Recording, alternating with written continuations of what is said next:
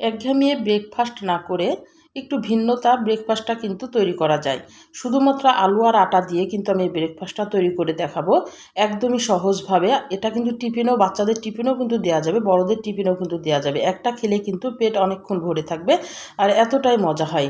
আমি কিভাবে তৈরি করছি তোমরা প্রথম থেকে শেষ পর্যন্ত দেখবে। আসসালামু আলাইকুম, হ্যালো বন্ধুরা, তোমরা কেমন আছো? আশা করি তোমরা ভালো আছো। আমি আলহামদুলিল্লাহ ভালো আছি। আমার শখের কিচেনে তোমাদের সবাইকে স্বাগতম।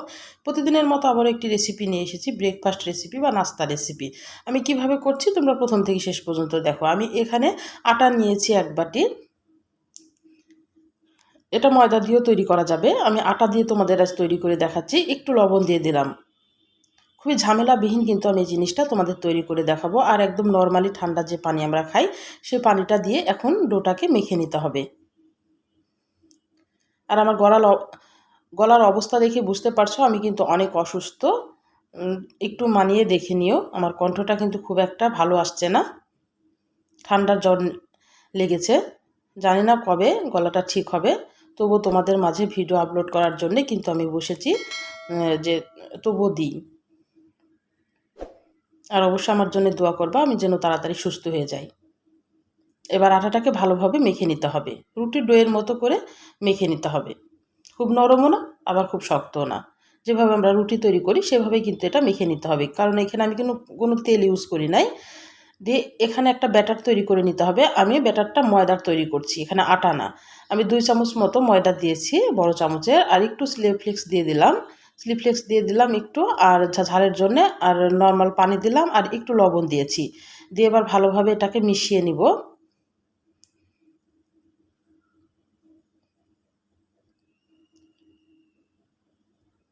বেগুনের যেভাবে ব্যাটারটা তৈরি করা হয় সেই ব্যাটারটাই কিন্তু এখানে তৈরি হবে, খুব ঘনও না বা খুব পাতলাও না।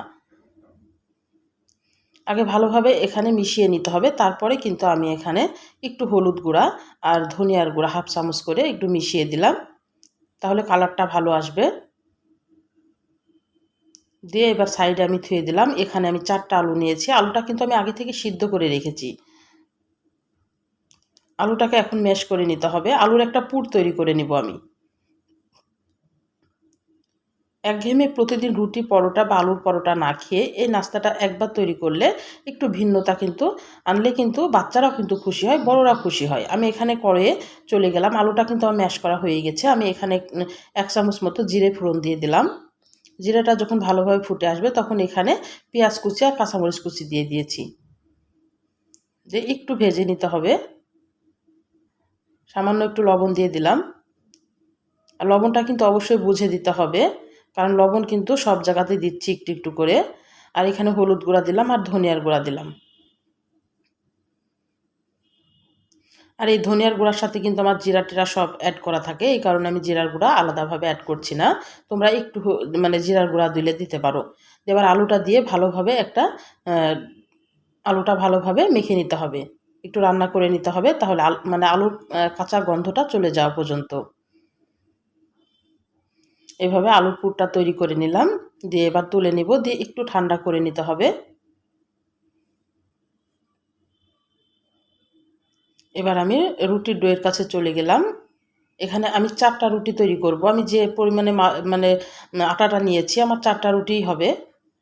দিয়ে একটু আটা দিয়ে একটা লেচিতে আমি আগে একটা বড় সাইজের একদম পাতলা রুটি, যত সম্ভব পাতলা করা যায়, পাতলা করে রুটিটা বেলে নিতে হবে। 4টাই রুটি কিন্তু এভাবে বেলে নিতে হবে, একসঙ্গে 4টা রুটি কিন্তু বেলে নিতে হবে। তোমরা 3টা দিয়েও করতে পারো, 3 লেয়ারেরও করতে পারো। আমি কিন্তু 4 লেয়ারের করব, এই কারণে 4টা রুটি নিয়েছি। একদমই পাতলা, দেখেই বুঝতে পারছো। আমি এইভাবে সব রুটিগুলা কিন্তু বেলে নিব। রুটি তো সবাই বেলতে পারো, আমি একটাই দেখাইলাম। এভাবে আমি সব রুটিগুলা কিন্তু বেলে নিব। আর আটা দিয়ে করার জন্য কিন্তু এমনিতেই কিন্তু নাস্তাটা নরম থাকে। এবার একটা রুটির পুরে আমি আলুর পুরে এভাবে বিছিয়ে দিব। আমি হাত দিয়েই দিচ্ছি, চামচ দিয়ে অনেক দেরি হয়ে যায়, এই কারণে আমি হাত দিয়েই সুবিধা হয়, আমি এই কারণে হাত দিয়ে দিচ্ছি। এইভাবে বিছিয়ে দিতে হবে একটা রুটির পুরে আগে, তারপরে আর একটা রুটি দিয়ে আলুর পুরটাকে ঢেকে দিতে হবে। তোমরা হাতের দিকে লক্ষ্য করলে বুঝতে পারবা আমি কিভাবে করছি। যখন ঢাকা হয়ে যাবে তখন অল্পরে আবার আলুর পুরটা দিয়ে দিতে হবে। তার মানে আমি 4টা লেয়ার করব এইভাবে। আর একটা রুটি দিয়ে দিলাম, দিয়ে আবার আলুর পুরটা দিয়ে আবার কিন্তু আমি আর একটা রুটি দিয়ে ঢেকে দেব। দিয়ে চারিদিকে কিন্তু একটু হাত দিয়ে চেপে চেপে লেগে দিতে হবে। আবার পুর দিয়ে দিলাম, যে আবার ঢেকে দিলাম। নাস্তাটা একবার হলো তৈরি করবা। ব্রেকফাস্টে কিন্তু মানে যদি দাও তো একবার খেলে বারবার তোমার কাছে কিন্তু চাইবে রেসিপিটা, যে আবার তৈরি করে দাও। এতটাই মজা হয় রেসিপিটা। আমি একটু সাইডের ধারগুলো একটু সমান করার জন্য কেটে ফেলছি। এখানে তোমরা যে কোনো শেপ দিতে পারো। আমি এমনিতে 4 কোণাটে শেপ দিব। তোমরা যে কোনো শেপ 3 কোণা দিতে পারো বা ছোট ছোট টুকরো করতে পারো। তোমরা তোমাদের শেপ অনুযায়ী করবা। আমি এখানে বড় বড় করে 4টা টুকরা করছি, যেন একটা খেলেই যেন পেট ভরে যায়। আমার সবগুলা কাটা হয়ে গেছে। আমি এবার ব্যাটারে কিভাবে চুবাচ্ছি তোমরা দেখো। ব্যাটারে এইভাবে, যেভাবে আমরা বেগুনি চুবাই সেভাবে কিন্তু ব্যাটারে এইভাবে চুবিয়ে দিলাম। দিয়ে কিন্তু এবার সরাসরি তেলে চলে যাব। নাস্তাটা খেতে কিন্তু অসম্ভব মজা লাগে। একবার হলেও কিন্তু তৈরি করতে পারো এই নাস্তাটা। এটা কিন্তু বিকেলের নাস্তাতেও কিন্তু চায়ের সঙ্গে জমে যাবে যদি মনে চায়। আমি তেলটা কিন্তু গরম করে নিয়েছি। তারপরে একদম মিডিয়ামের লোয়ের মাঝামাঝি রাখবো, মানে মিডিয়াম থেকে একটু কম, একদম লো না। দিয়ে আমি কিন্তু এটা ভেজে নেব। লাল লাল করে ভেজে নিতে হবে, কারণ যেহেতু 4 কোণের রুটি আছে, রুটিটা কিন্তু ভাজা ভালো হতে হবে, না হলে কিন্তু খেতে ভালো লাগবে না। একটু নেড়ে চেড়ে দিতে হবে তেলের সঙ্গে। একটা যখন হালকা ভাজা হয়ে যাবে, কড়াই যদি ছোট হয় তাহলে কিন্তু সাইড দিয়ে আবার সাইডে একটা দিয়ে দিতে পারো। আর কড়াই যদি বড় নিতে পারো তাহলে কিন্তু একসঙ্গে 3-4টা করে কিন্তু ভাজা হয়ে যাবে। দিয়ে এইভাবে কিন্তু উল্টিয়ে পাল্টিয়ে লাল করে ভেজে নিতে হবে। তাহলে আমার রান্নার যদি কোনো অংশই তোমাদের ভালো লাগে, প্লিজ আমার চ্যানেলটাকে সাবস্ক্রাইব করে দিও আর একটা লাইক দিয়ে রান্নাটা দেখা শুরু করো। আর ছোট্ট একটা কমেন্ট করে জানাই আমার রান্নাগুলো কেমন লাগে। পাশে থাকা বেল আইকনটা প্রেস করে দিও। আমি যখন এরকম নতুন রেসিপি তোমাদের মাঝে হাজির করবো, তোমাদের কাছে যেন আগে ভিডিওটা চলে যায়।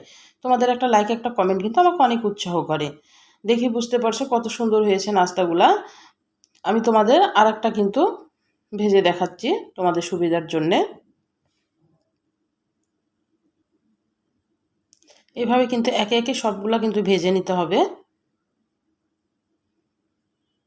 আমার ভাজা হয়ে গেছে, দেখেই বুঝতে পারছো একটা খেলে কিন্তু একদম পেট ভরে যাবে, এতটাই মজা হয়। আর এটা কিন্তু বাচ্চাদের টিফিনে, বড়দের টিফিনেও কিন্তু দিতে পারো।